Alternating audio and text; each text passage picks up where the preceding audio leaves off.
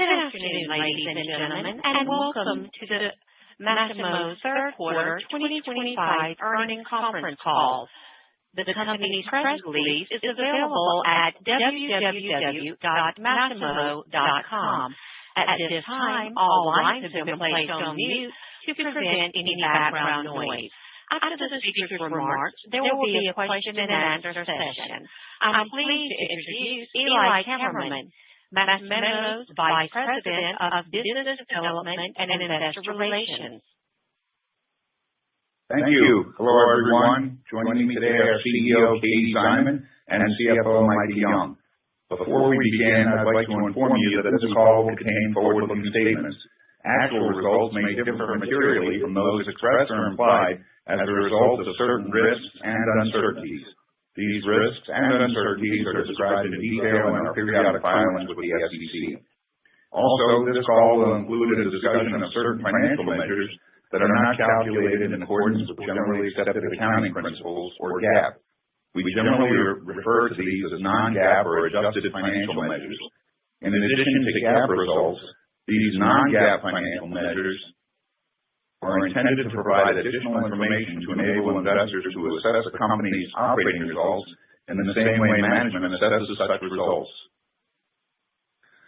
Furthermore, these non-GAAP financial measures reflect the continuing operations of Masimo's healthcare business and exclude the Sound United business, which is reported in discontinued operations for both current and historical reporting periods.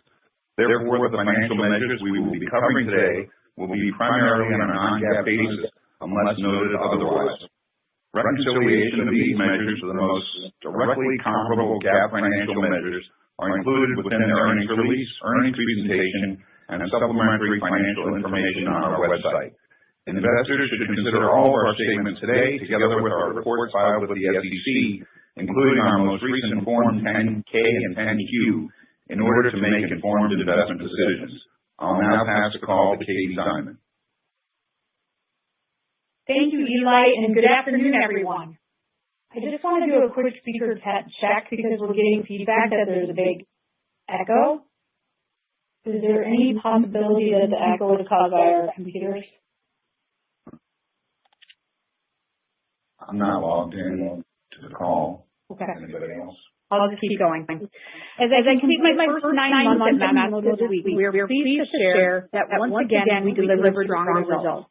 Our revenue grew 8% in the quarter, driven by strong underlying demand for our innovative technology. We also drove 450 basis points of operating margin expansion, and we increased adjusted earnings per share by 38% year-over-year. The strength in our margins and earnings is a direct result of higher revenue and the cost efficiencies and productivity improvements we implemented over the past year. Now let me highlight some exciting wins and strong execution from our team this quarter. First, we closed the sale of Sound United Department in September, marking a key milestone in our transition back to focusing on our core healthcare market. Second, we announced the expansion of our strategic partnership with Philips in early September, marking a key milestone in our collaboration. Within Philips' installed base, we remain significantly underpenetrated relative to our overall share position in the market, and closing this gap represents a compelling growth opportunity for Masimo. We expect the expansion of our share position over the next 5 years within the Philips installed base will have the potential to be even greater than what we have seen over the previous 5 years. As two market leaders with a shared history of success, our partnership continues to strengthen. This new agreement advances our joint mission, commitment to innovation, and delivering enhanced value to customers and the broader industry. Our current focus is on accelerating the integration of our monitoring technology beyond pulse oximetry into a variety of Philips multi-parameter patient monitors. Under this partnership, Philips will expedite the adoption of our AI algorithms across additional devices and market segments. Together, we will develop and co-promote next-gen monitoring technologies, including the integration of radius PPG with Masimo-equipped Philips monitors and the launch of our next-gen wearables. Third, I want to call out an important study that significantly bolsters our competitive position. During the pandemic, a key concern in this industry emerged that some pulse oximeters can dangerously overestimate blood oxygen levels among patients with darker skin, particularly during low perfusion episodes. We recently announced that an analysis of clinical data from our INSPIRE feasibility study found that pulse oximetry performed accurately among critically ill adult patients of all skin tones conducted in a real-world hospital environment, including those with low perfusion requiring vasopressors, and these patients reported no unnoticed episodes of hypoxemia. I want to call out that our competitors' studies have been performed mostly on healthy patients where it's easier to obtain positive results. We are highly encouraged by the zero undetected hypoxemia event rate seen in this study, alongside spot-on accuracy of less than 1% median bias among critically ill adult patients with both dark and light skin under the most challenging real-world circumstances imaginable. We are looking forward to publication of the fully completed INSPIRE study next year, alongside other similar prospective real-world skin tone accuracy studies for neonates and separately for pediatric patients.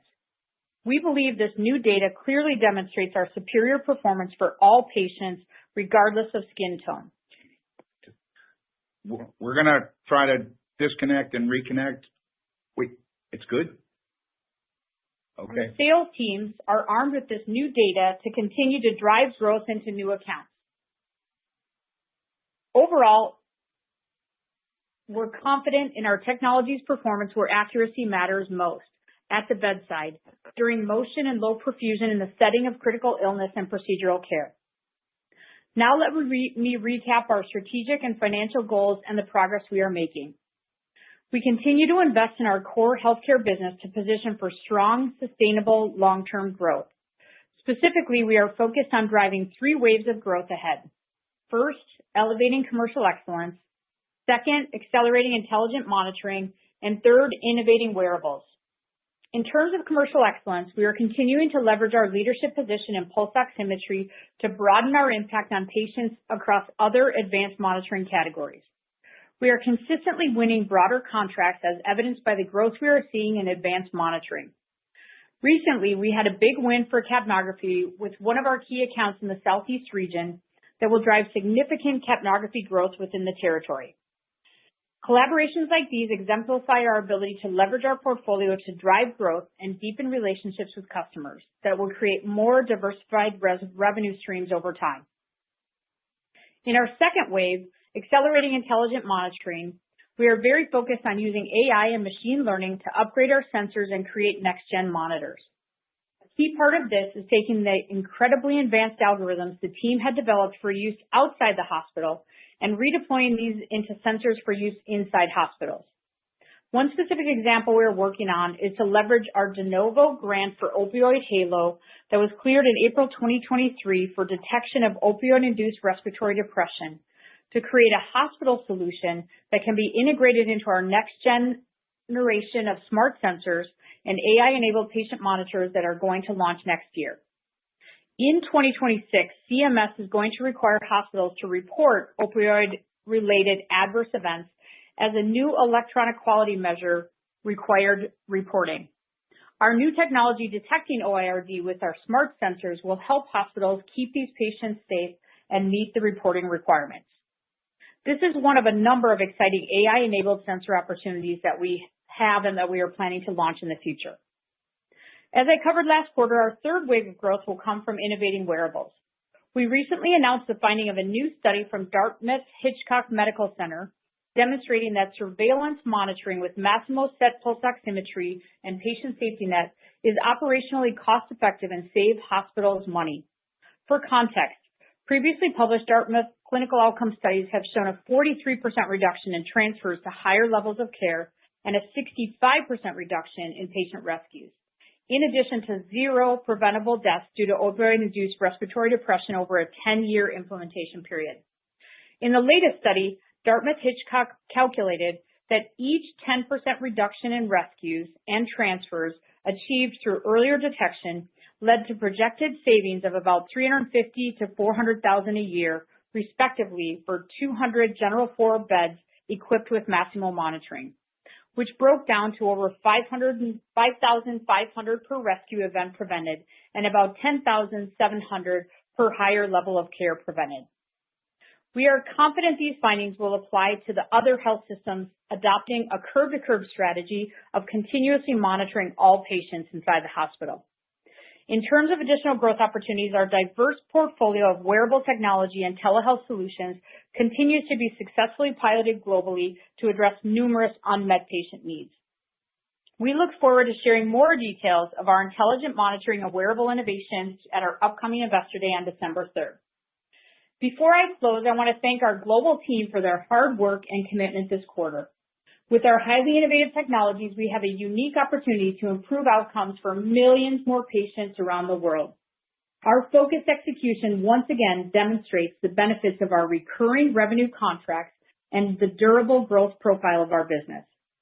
We are looking forward to a strong finish for the year as we realize growth from continued demand and new customer installations throughout this year. As a result of our strong performance, we are pleased to raise our adjusted EPS guidance, which Micah will expand on later in the call. Above all, we are confident in our ability to deliver on our goals for 2025 and beyond and execute on our mission to empower clinicians to transform patient care. With that, I'll turn it over to Micah. Thank you, Katie, and good afternoon, everyone. For the third quarter, we once again delivered strong results with revenue growth of 8%, EPS rising 38%, and operating cash flow of $57 million. Healthcare revenue was $371 million, representing 8% growth. We continue to see strong underlying demand trends as evidenced by trace data, sales pull-through, and other metrics we track. Growth rates this quarter are impacted by unusual year-over-year comparisons. Consumables grew 1% this quarter compared to a growth rate of 20% in the third quarter of 2024.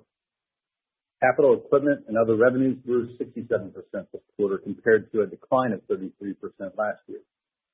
When looked at on a 2-year or on a multi-year basis, compound annual growth rates in consumables continue to be double digits, and growth rates in capital are low to mid-single digits.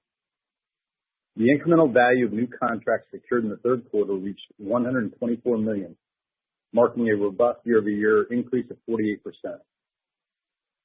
As we've talked about this before, it's highly dependent on the timing of large contracts that come up for bid throughout each year. This achievement represents the strongest third quarter contracting performance in our company's history, fueled by the outstanding results delivered by our U.S. commercial team. Notably, as of the end of the third quarter, the amount of unrecognized contract revenue expected to be realized within the next 12 months was $507 million, representing a year-over-year increase of 17%. As a reminder, contract-related shipments account for approximately 1/3 of our overall revenue. This quarter, we shipped 66,000 technology boards and monitors, reflecting a strong increase of 8% compared to the 61,000 drivers shipped in the same period last year. This growth underscores the sustained and accelerating demand for our products, which continues to exceed our initial forecast for the year.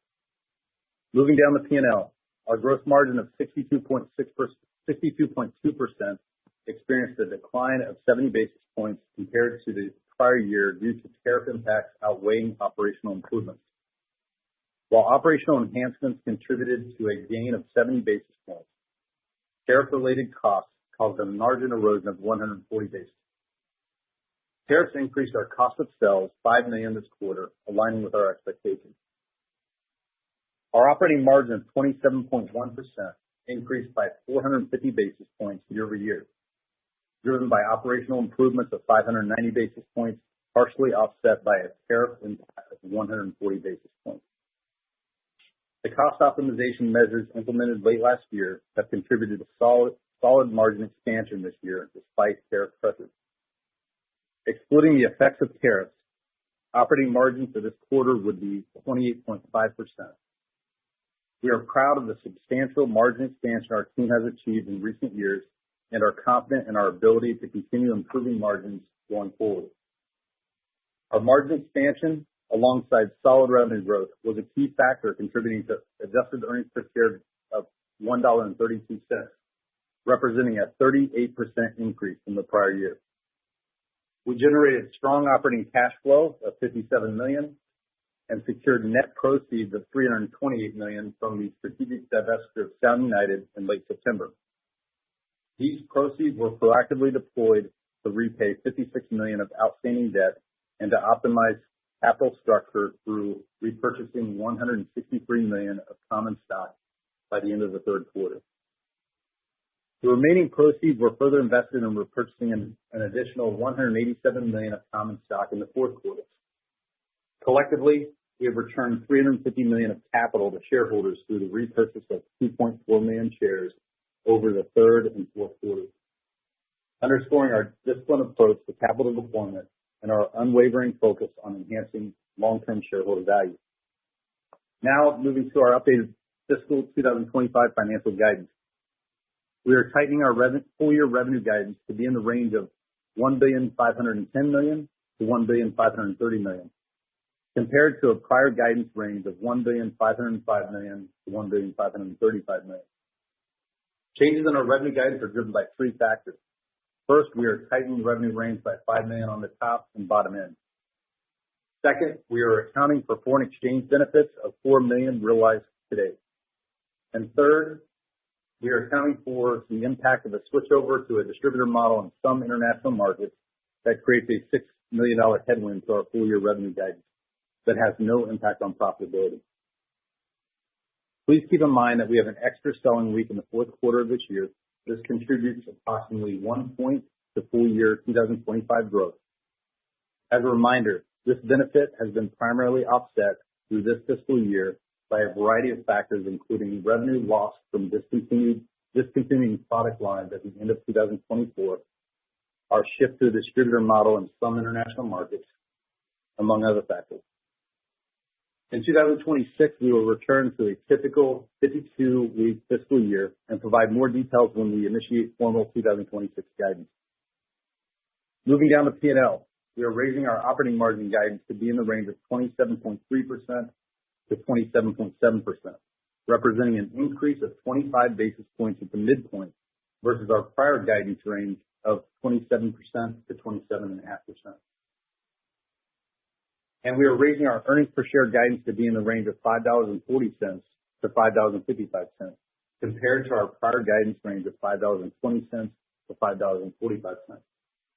This represents an increase of 15 cents at the midpoint, primarily driven by improvements in operating margin contributing 5 cents, the benefits from share repurchases adding 8 cents, and a reduction in interest expense accounting for 2 cents.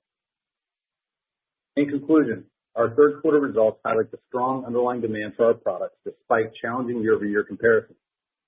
We delivered solid contracting performance, successfully securing new business for our technologies alongside higher than expected demand for our technology boards and monitors. Our business's exceptional earnings power remained evident with continued significant improvements in operating leverage. Looking forward, we are confident in our ability to close out the year strong, driven by accelerated growth in consumable revenue and solid execution of contracts. With that, we'll open the call for questions. Operator? At this time, I would like to remind everyone, in order to ask a question, press star, then the number 1 on your telephone keypad. We'll pause for just a moment to compile the Q&A roster. Your first question comes from the line of Rick Wise with Stifel. Good afternoon, Katie. Hi, Micah. Great to see the strong performance this quarter. Thank you for that. Maybe just it's hard to not start off with the outperformance and the resulting guidance. How do we think about the rest of the year and the potential for what can I say, for further outperformance in the short run? What would the drivers be, some of the new contracts or new product launches? And maybe, I know it's early to ask about 26, it's hard to resist. How do we envision this setting us up for 26? Yeah. Thank you, Rick. First, I'll start off with, we're not going to give, we typically don't give guidance on 26 or the next year on the third quarter call. What I can kind of hit on, and we'll talk about that more later in the year. What I can hit on is, where we see the strength in our business. Number one is in the contracting. That's picked up in Q3. We expect a strong finish in Q4 to close out the year. We expect that's going to drive a good acceleration in our consumable growth. We've talked about unusual comps being in the first or in the second, third quarters this year, and those comps normalize throughout the year. So we expect a very strong finish in the fourth quarter with increased shipments and consumables. And that'll set us up well as we move into next year. And if you think about the profitability side, part of it's due to the share buybacks, right? Yeah. So if you look at the change in EPS guidance as I laid out, we're up in the guide at the midpoint by 15 cents. 8 cents is coming from share buybacks, but we have about 5 cents coming from the operational improvements that we've been making. We continue to see strong expansion of margins this year. A lot of that was, throughout the past year, we've done a lot of optimization of costs, becoming more efficient with our cost structure, and that's paying dividends too. Great. And just as a follow-up, Katie, obviously, thank you for clearly laying out the 3 priority areas, but just to take one of them, you've been very focused on elevating commercial excellence or enhancing commercial excellence at Masimo. Last quarter, or you've recently made multiple hires, realigned the sales force structure to be more regionally focused rather than specialized by product. Just maybe at a high level, I know we'll hear more in early December, but where are we in that process? Or are you pleased with where you are? How much more to go? What's the impact going to be? When are we going to see it? Aside from that, I have no questions. Thanks a lot, Rick.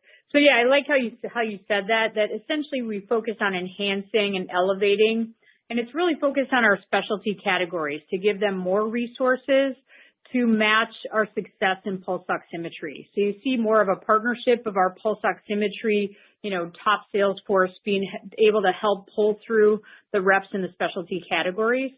And we've made strategic investments in capnography, hemodynamics, and brain monitoring to give those platforms similar commercial horsepower to what we have in pulse oximetry. And so the question about the timing, we're starting to see small wins, but it's something with kind of the length of our sales cycle here at Masimo. You'll see it really begin to pick up more and more momentum into next year. Thank you. Thanks, Rick. Your next question comes to the line of Jason Bednar with Piper Sandler. Good afternoon, everyone. Congrats on a good quarter here. Katie, we're going to start with you and hope you can expand on the comments you made of the share gains in Philips. I think you said being greater over the next 5 years versus what you've seen the last 5 years. Help us with, maybe where you're currently at with Philips share and or what kind of share gain you've seen in the last 5 years, just so we have some kind of baseline. And don't get me wrong, I really like the confidence, but can you give us a bit more on what gives you that confidence to make that statement? I'm assuming this is coming from some of those advanced parameters, maybe building off the question you were just or the answer you just gave to Rick, but any additional color you can provide here would be appreciated. Yeah, thanks, Jason, for the question. So, we have a duty of confidentiality with Philips, and so we can't disclose our specific position in their installed base.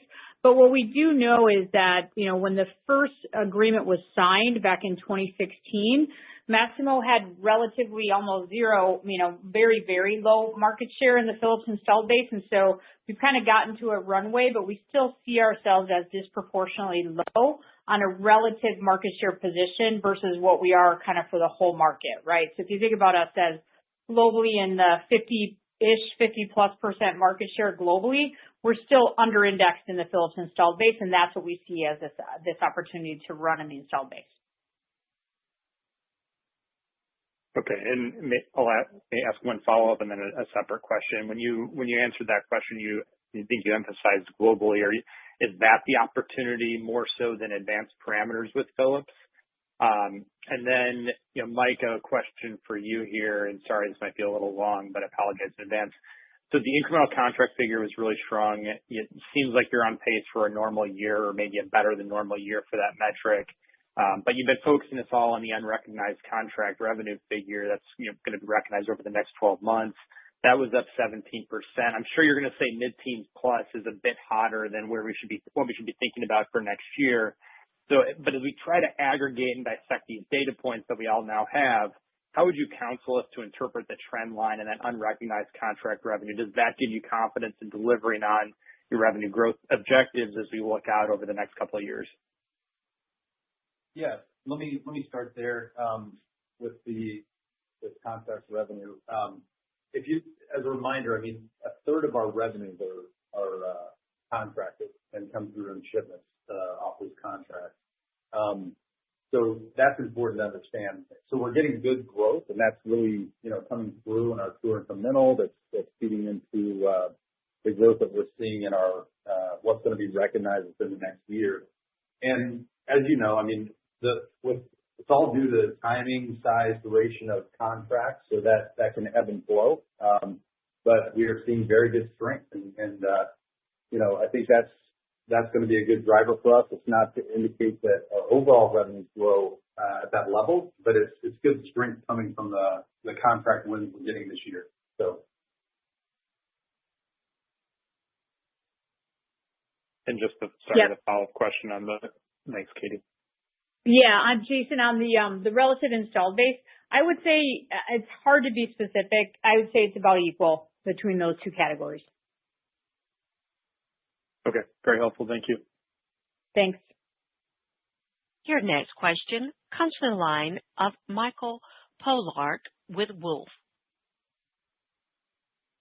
Hi, good afternoon. I have a question about the third quarter performance. 1% consumables growth. You called out a tough comparison.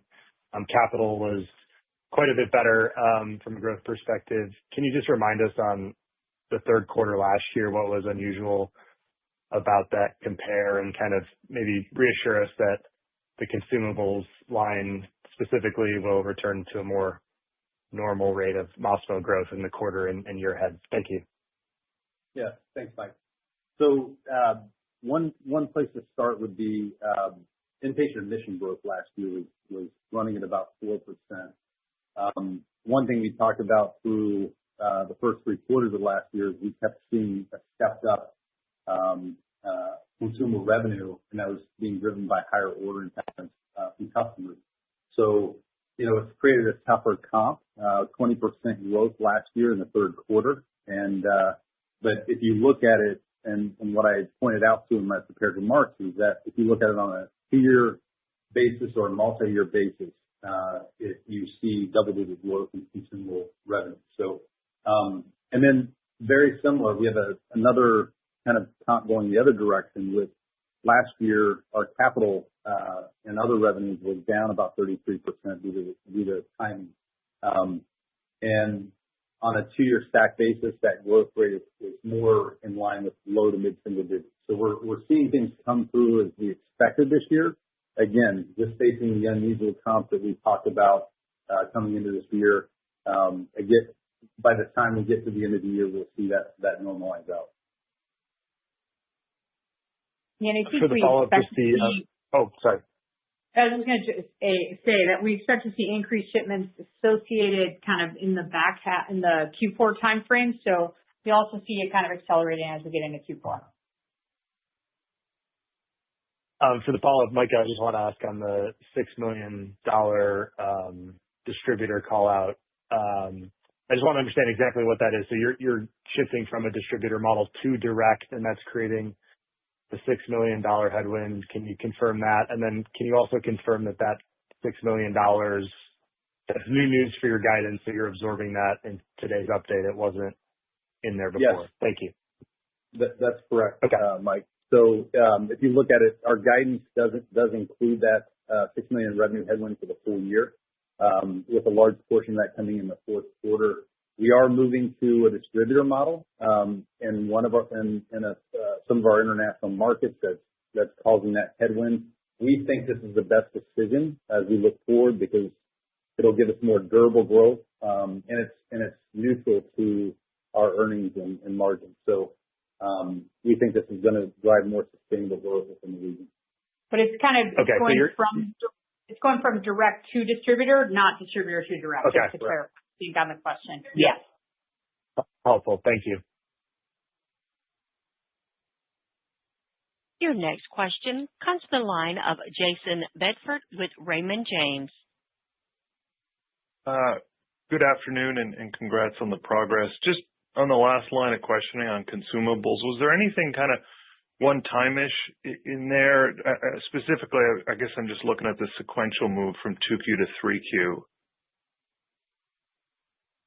Yeah, Jason. So sequentially, just to remind you that we had a sizable consumable revenue in the second quarter this year, and that was driven by that large international contract. We expect to see higher shipments in the fourth quarter under that contract as well, and that's going to contribute to our increase in consumable revenue in the fourth quarter. So that's given us the confidence to, in our accelerated growth rate that we expect in Q4. Okay, that's clear and helpful. Katie, I think you called out growth in advanced monitoring. Would love to if you could give us a little bit of either the growth rate there or some context as to the growth in 3Q versus the first half of the year. Yeah, so thanks for the question. We really don't disclose kind of the details until the end of the year in terms of breaking out the different product line growth rates. But suffice it to say that we are seeing an acceleration in the growth rate in the advanced monitoring categories.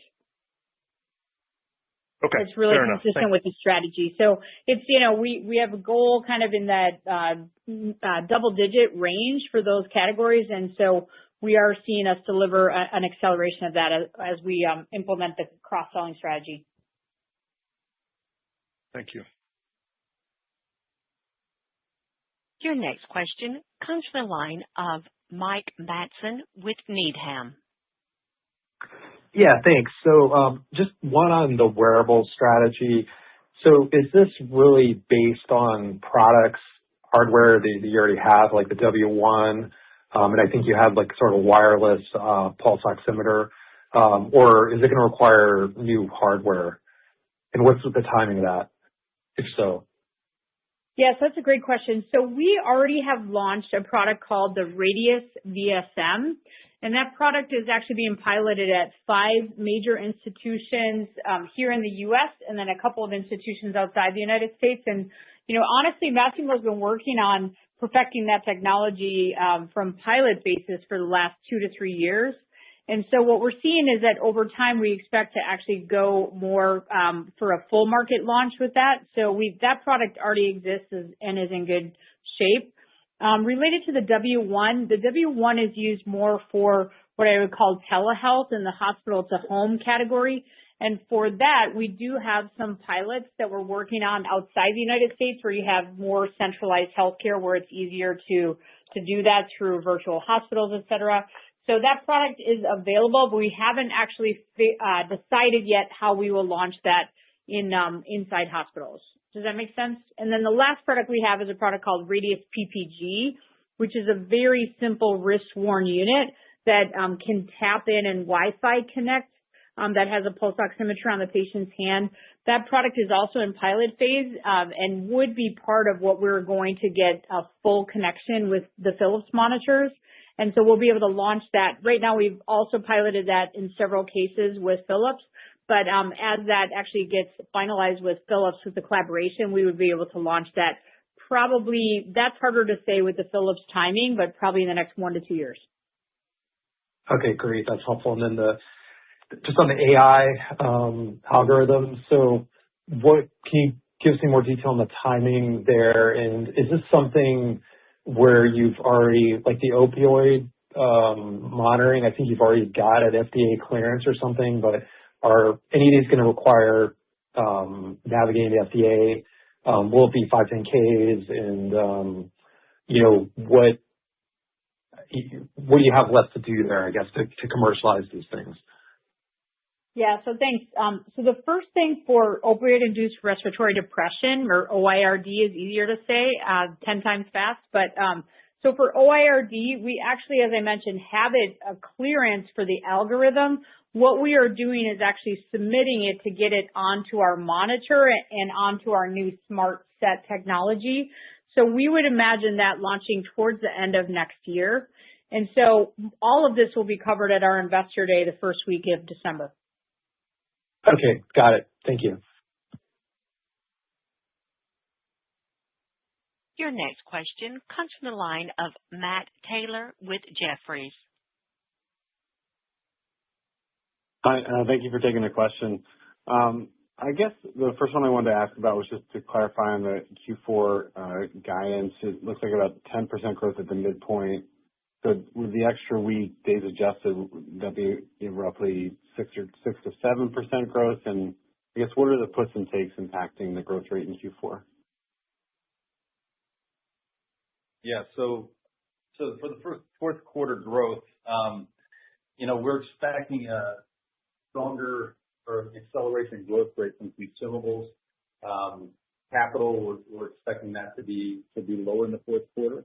So that strength should come from the growth that we're expecting in our consumables business. And we talked about, how we'll see acceleration, part of that coming from that large OUS contract, shipping more in Q4. We expect to see the performance coming off the contract that we did in the third quarter and to finish out the year strong in that area. So I'd say outside growth in consumables, partially offset by the softness more in capital in terms of comparison year over year. Thank you. And then can I ask a follow-up on the Philips agreement, actually? So I just remember from 2017-18 timeframe when you struck the first one, I think the commentary was that through the course of that first agreement, you had thought your share would kind of get up to your natural share, but then today you're saying it's still well below that, and you have an opportunity to gain even more share over the next 5 years. So I just wanted to kind of do a post-mortem of sort of what happened over the last 5 years and maybe have you talk about why the next 5 could be better. Yeah, so thanks for the question. I mean, so I wasn't here, I guess, during that time, but what you have is the fact that when you start at a very low position and how contracts move once every 5 years, it takes a little bit longer to gain your share position inside an installed base than you think. So I would say that what happened is we probably gained a lot of the share that was anticipated, but we still have a gap that we're excited about trying to close. Okay, great. Thank you very much. And your final question comes from the line of Vik Chopra with WF.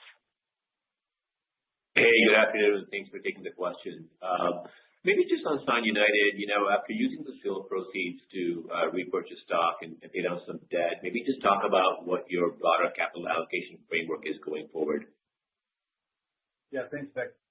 We'll outline a lot more at Investor Day, but at current levels, we would definitely lean into share repurchases going forward.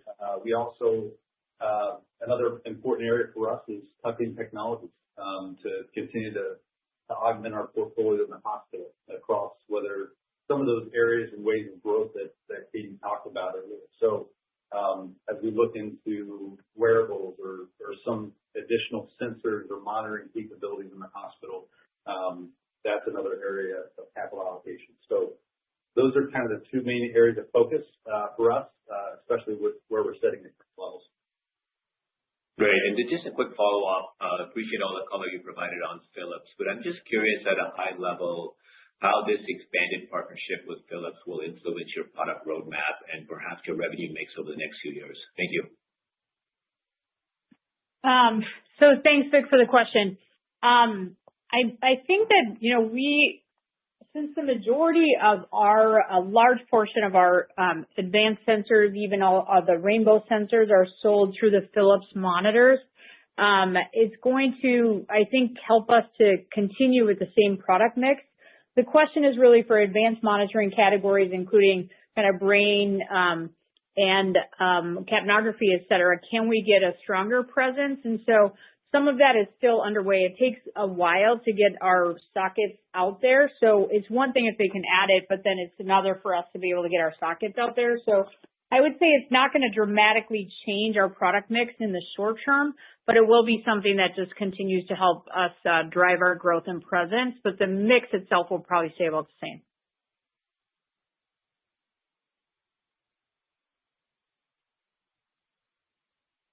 All right. Thanks, Vic. At this time, I will now turn the call back over to Katie Zeisman for closing remarks. So first of all, I just want to thank everyone for joining today and really thank you for your interest in Masimo. I'd like to welcome you all to listen to our upcoming Investor Day on December 3rd, where we look forward to reviewing our strategic focus areas, detailing our product pipeline, and outlining our longer-term financial outlook. Thank you all for joining and have a great day.